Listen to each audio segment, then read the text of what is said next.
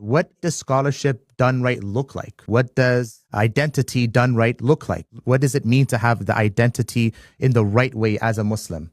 Well, identity is a very simple construct of your duties, nothing else. Nothing else but your duties. For example, if I had a nationalistic Pakistani identity, I would be talking about my duties over my fellow citizens. Nothing else.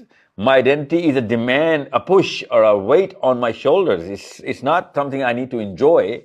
It's something that people should enjoy because of me.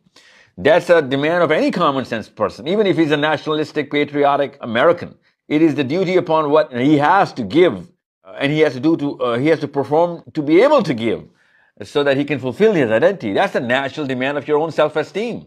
If I'm a receiver for whatever favors I need from a lot of people, I'm actually cracking and fracturing my own self-esteem, right? That's the crash of my identity. So identity is the number and list of categories of your... I mean, Palestine is just a symptom of this disease. This happens when this kind of status quo is trying to be kept by the clergy. It's not just the politicians. Politicians are literally getting the definitions from the masjid. I mean, they don't come from Mars, right? They're homegrown boys and girls who went to school, tried to learn Islam, and they knew that, Islam has nothing to do with politics, and politics has nothing to do with Islam.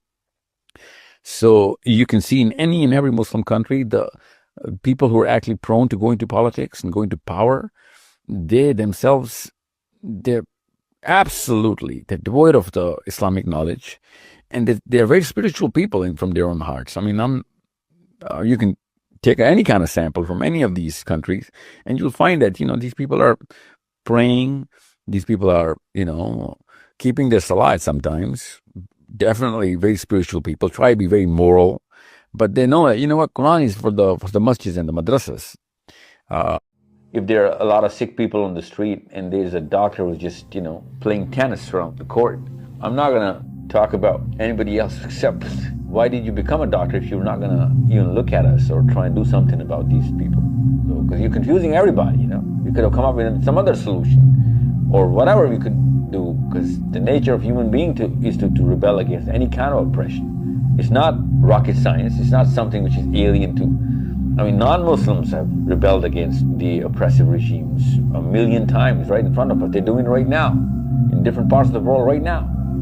So if Muslims are not doing anything in a constructive, in an organized, in an orchestrated manner, energized by the Quran, defined by the Quran, limited in its totality by the Quran of how not to do a lot of stuff, which a lot of nations have actually ended up doing during their own lift. So if the Quran is not energizing us, it's not structuring us, that means whoever is translating